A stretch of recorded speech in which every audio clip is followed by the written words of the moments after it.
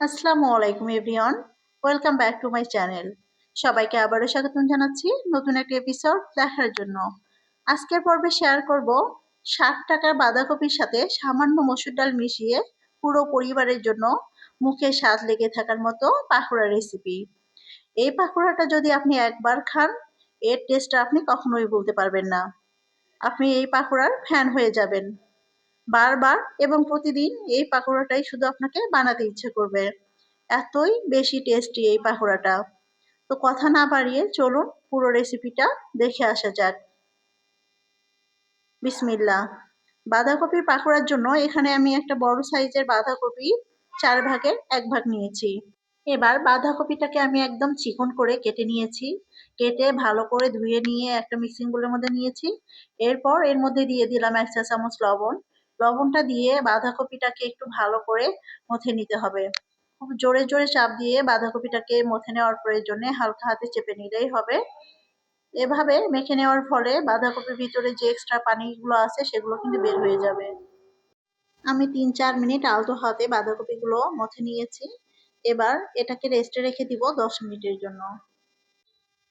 ১০ minute পরে দেখতেই পাচ্ছেন বাঁধাকপিটা অনেকটা সফট হয়ে গিয়েছে।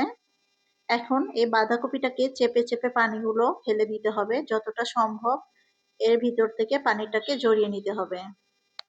এই স্টেপটা যদি ফলো না করেন তাহলে কিন্তু আপনাদের বাঁধাকপির পাকোড়াগুলো খুব বেশি ক্রিস্পি হবে না। তো এভাবে আমি সমস্ত বাঁধাকপি থেকে পানিগুলো চেপে চেপে ফেলে দিব। দেখতেই পাচ্ছেন বাঁধাকপি থেকে কতগুলো পানি বেরিয়েছে। এই পানিগুলোকে এখন আমি ফেলে দিব।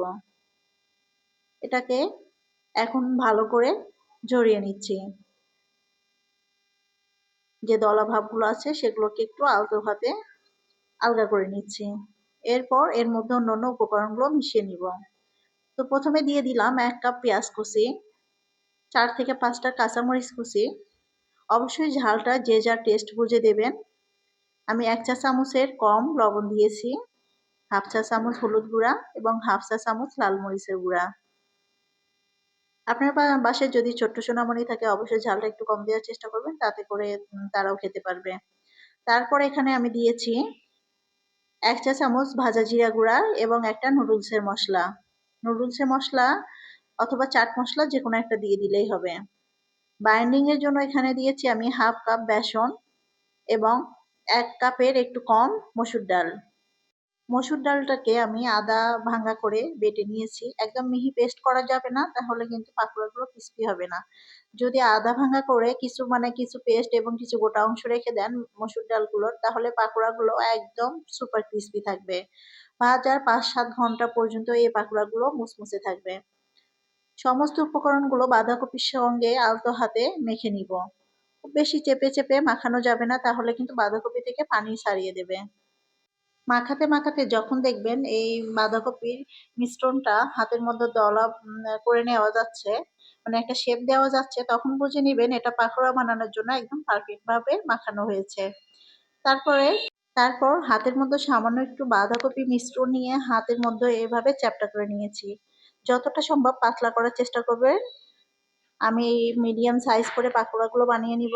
এবার চলুন বাঁধাকপিগুলো ভেজে নিব। তার জন্য আমি ফ্রাই প্যানে আগে থেকেই পর্যাপ্ত পরিমাণ তেল গরম করে নিয়েছিলাম। তেলগুলোকে মিডিয়াম হিটে গরম করে নিয়েছি। তারপর একটা একটা করে পাকোড়া ছেড়ে দিচ্ছি। এ পর্যায়ে চুলার আঁচটাকে মিডিয়াম টু লো এর মাঝামাঝিতে রাখতে হবে। চুলার আঁচটাকে বাড়িয়ে রাখলে কিন্তু পাকোড়াগুলো উপর থেকে পুড়ে যাবে, ভিতর থেকে কুক হবে না। আবার একদম লো আঁচে ভাজলেও কিন্তু পাকোড়াগুলোর মধ্যে অতিরিক্ত তেল প্রবেশ করবে। তাই চেষ্টা করবে মিডিয়াম টু লো হিটের মাঝামাঝি পাকোড়াগুলোকে ভেজে নিতে। উল্টিয়ে পাল্টিয়ে আমি এখন পাকোড়াগুলো ভেজে নিচ্ছি। বাঁধাকপির পাকোড়াগুলো দেওয়ার সঙ্গে সঙ্গে নাড়তে যাবেন না, তাহলে বাঁধাকপির পাকোড়াগুলো ভেঙে যেতে পারে, মানে খুলে আসতে পারে।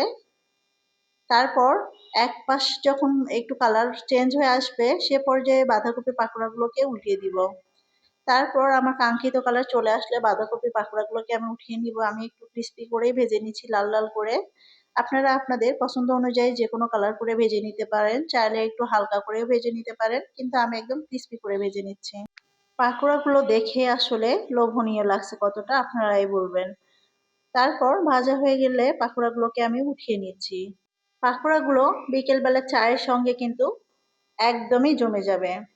চাইলে কিন্তু এই পাকোড়াগুলো আপনারা ভাতের সঙ্গেও খেতে পারবেন। এখন তেল ঝরিয়ে পাকোড়াগুলোকে আমি উঠিয়ে নিচ্ছি। আর একটা কথা বলে রাখি, আপনারা যদি এই বাঁধাকপি পাকোড়াগুলো বানান অবশ্যই একটু বেশি করে বানানোর চেষ্টা করবেন, কারণ এই পাকোড়াগুলো এত বেশি টেস্টি হয় যে আপনার বাসায় ছোট থেকে বড় সবাই অনেক বেশি পছন্দ করে খাবে। তো একটা পাকোড়া আমি আপনাদেরকে ভেঙে দেখিয়ে দিচ্ছি, দেখুন এটা কত বেশি ক্রিস্পি এবং টেস্টি হয়েছে।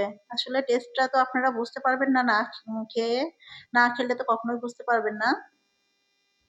তো রেসিপিটা আপনাদের কাছে কেমন লেগেছে অবশ্যই কমেন্ট করে জানাবেন। ভালো লাগলে লাইক কমেন্ট শেয়ার করে দেবেন। আর আপনি যদি আমার চ্যানেলে নতুন হয়ে থাকেন চাইলে চ্যানেলটিকে সাবস্ক্রাইব করে রেখে দিতে পারেন। আজকের মতো বিদায় নিচ্ছি, সবাই ভালো থাকবেন। আল্লাহ হাফিজ, আসসালামু আলাইকুম।